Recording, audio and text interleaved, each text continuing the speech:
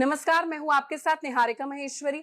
Old pension scheme versus new pension scheme की debate को लेकर, इस तमाम डिबेट को लेकर, इन तमाम चर्चाओं को लेकर सरकार ने आखिर गुड न्यूज दे दी है सरकारी कर्मचारियों को, या यूं कह सकते हैं सरकारी कर्मचारियों को एक राहत दे दी है। दरअसल सरकार ने सरकारी नेशनल पेंशन स्कीम में कुछ बदलाव किए हैं। भारत सरकार के अधिकारियों ने कहा है कि वो new market linked pension scheme यानी कि नेशनल पेंशन स्कीम में बदलाव पर विचार कर रही है। उन्होंने कहा है कि ये बदलाव कर्मचारियों को उनकी लास्ट सैलरी का 40% से 45% न्यूनतम पेंशन मिलना इससे सुनिश्चित होगा।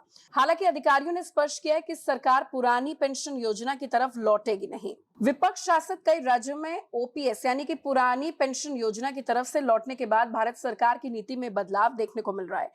कई बीजेपी शासित राज्य भी एनपीएस को लेकर बेचैनी अपनी जता चुके हैं।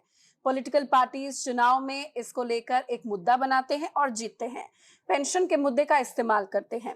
एनपीएस की समीक्षा के लिए अप्रैल में एक समिति का भी आपको याद है गठन किया गया, जिसमें राज्य के चुनाव 2024 में होने वाले लोकसभा चुनाव के बीच तमाम स्थिति इसको लेकर कितनी अहम होने वाली है देखने को मिली थी।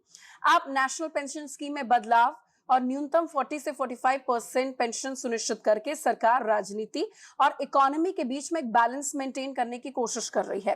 सरकारी कर्मचारियों के पेंशन केंद्रीय बजट का एक बड़ा हिस्सा ले जाती है।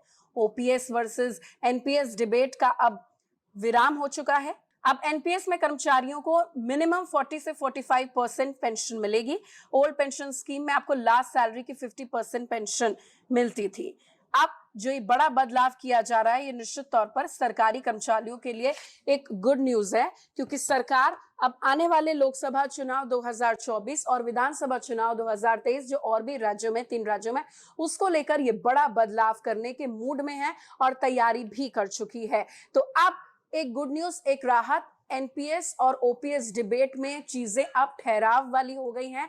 अब राहत है, अब सरकारी कर्मचारी निश्चित तौर पर लाभान्वित होने वाले हैं।